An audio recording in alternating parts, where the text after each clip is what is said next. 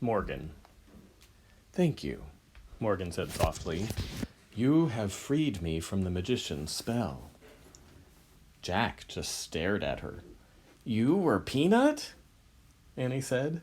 Morgan nodded and smiled. Really? You were with us all the time? Said Jack. On all our missions? Morgan nodded again.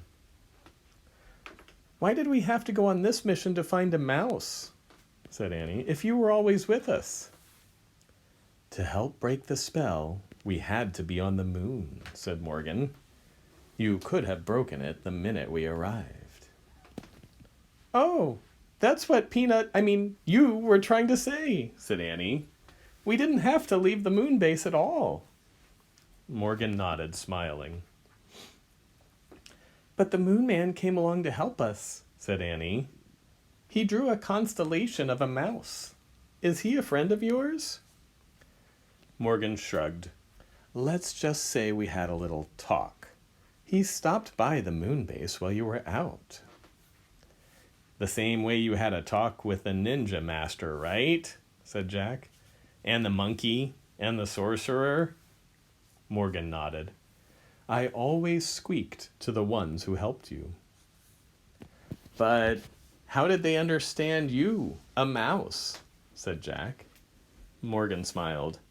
Certain wise ones understand the language of little creatures, she said.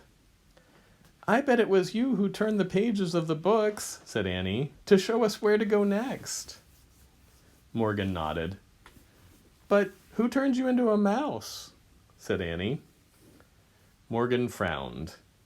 A certain person who likes to play tricks on me, she said.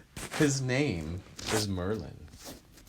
Merlin, said Jack, the greatest magician who ever lived. Morgan sniffed. He's not that great, she said. He doesn't even know I have two brave friends who help me. Us? Said Annie shyly. Morgan nodded. And I thank you both with all my heart. You're welcome, said Jack and Annie. Morgan handed Annie the Pennsylvania book. Are you ready to go home now? She asked. Yes, said Jack and Annie.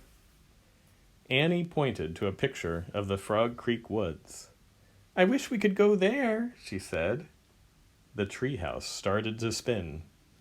It spun faster and faster and faster. Then everything was still. Absolutely still. But only for a moment.